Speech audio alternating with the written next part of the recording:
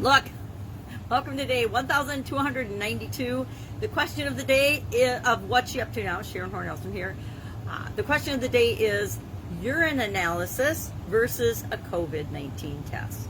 I would say a urine analysis in the Get Up and Go Challenge. It's the decision-making tool that we learned about today. It's much easier, much more fun, much more valuable to each and every one of us than a COVID-19 test. Why do I compare the two? Because I've only had one COVID-19 test, and it was ridiculous and miserable. I had a bloody nose for like 2 days after it, so I think maybe the nurse just did it wrong. But anyway, it wasn't very fun. So today, it's actually Friday the 13th in my neck of the woods here in the United States. And I always smile at Friday the 13th because so many people have superstitious beliefs and feelings about Friday the 13th and, you know, horror movies and everything else.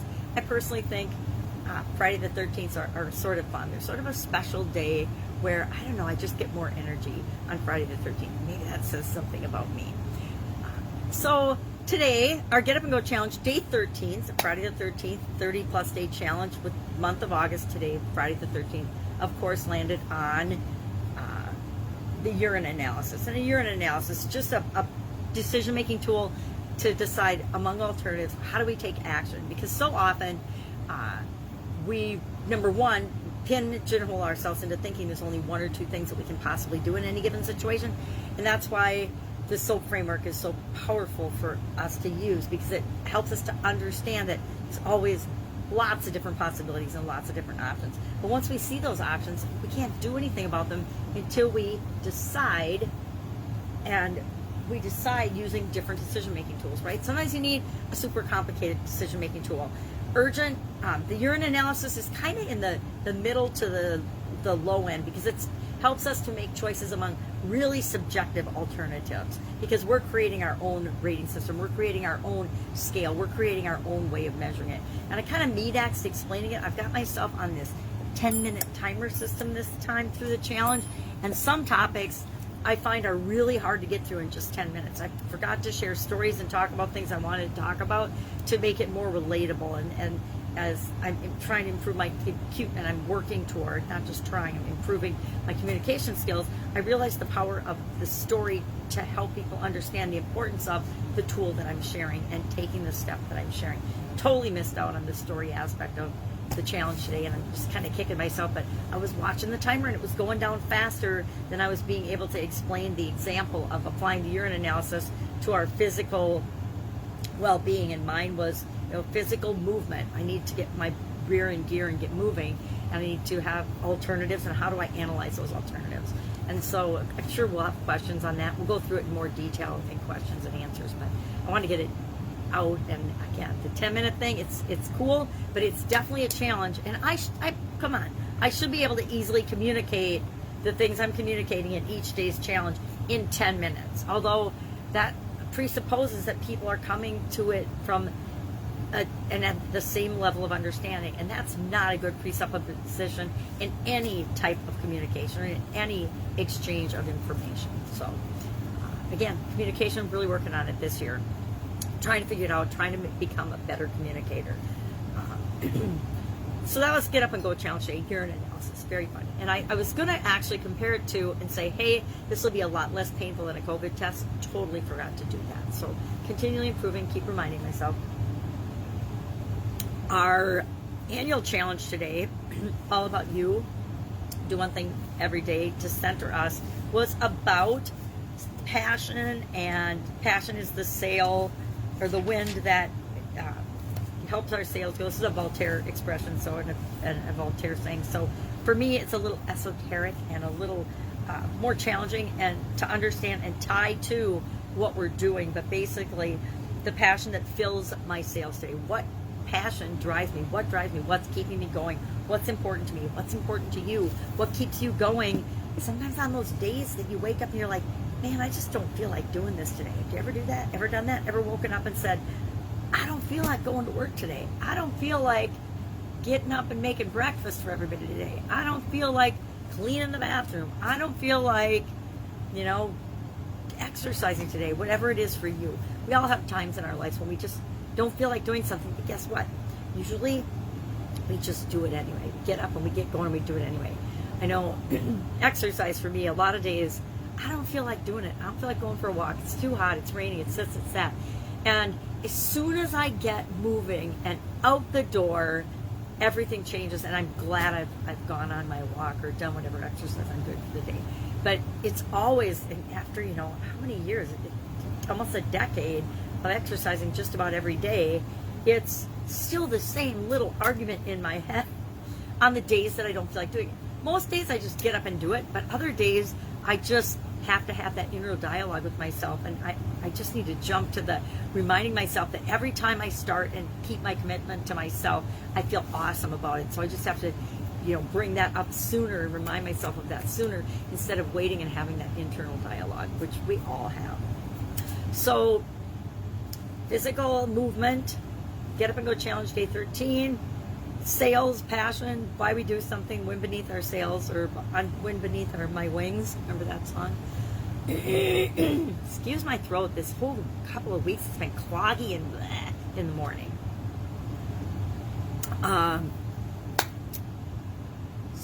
Our idiom today for Supersize Your Business was, and for some reason I have a mental block against this one, spreading yourself too thin. Why do I have a mental block against this one?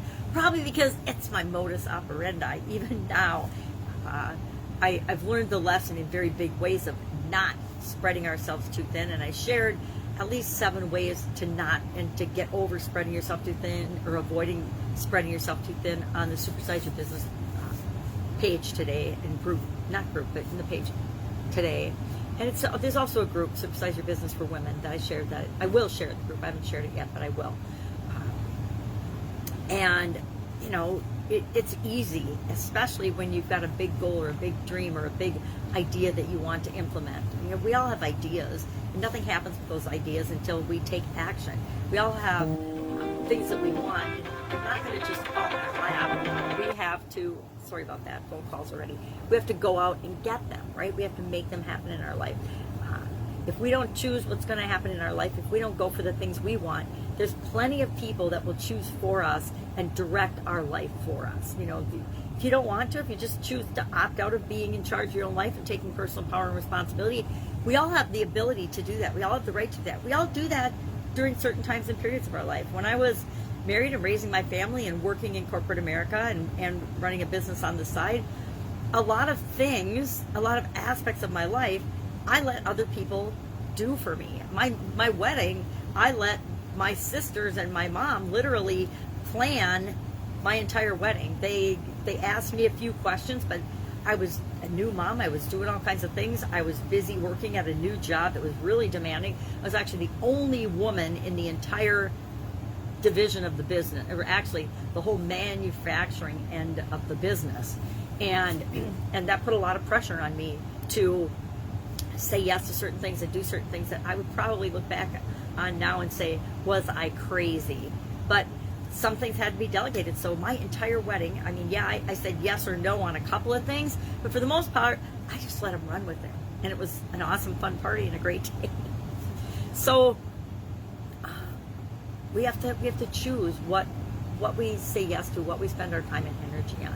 So I guess that's what I'm thinking about today. And the boundaries that we set for ourselves. Now, I could say that it's frustrating to do 10 minutes for the Get Up and Go challenge, but actually, nobody told me that I had to keep that within 10 minutes. I just wanted to keep it short and sweet and clear and concise so people can get the message, do the action item, and try it out for themselves, actually do it for themselves every single day. And frankly, we are swamped as human beings. We are so busy. There are so many things vying for our attention. It's almost impossible to notice and do something for ourselves because we feel so selfish whenever we do anything for ourselves. But it's not selfish. We hear the old saying, if you don't take care of yourself, nothing else matters.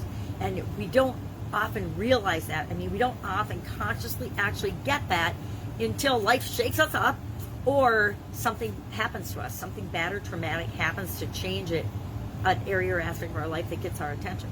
And that is not, although it almost always is required that something happens in order for us to change or pay attention or notice what's going on, You know, we only see what we want to see. We only hear what we want to hear. We only hear and see and look and listen and pay attention to the things that match our current belief system. And the only way we're going to change ever or create and get the things we really, really want are if we're willing to open up, look around, listen for what's going on around us, pay attention to what might help us. Notice what we're doing and if it's working or not working. Is it moving us toward what we want or away from what we want? So those are some of the things I'm thinking about today. Granddaughter going to be with me again next week. Super excited. I've really, really missed her. She's had summer school the last 2 weeks, and she just stayed with her folks instead of hanging out with Grandma at all during that time. So I've missed her. It's only a couple more weeks, and then she's in school full time again as a big first grader. Super excited for her.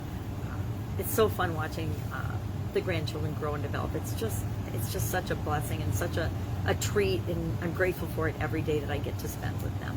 All right, any questions about building, supersizing your business, personal annual challenges, Get Up and Go challenge?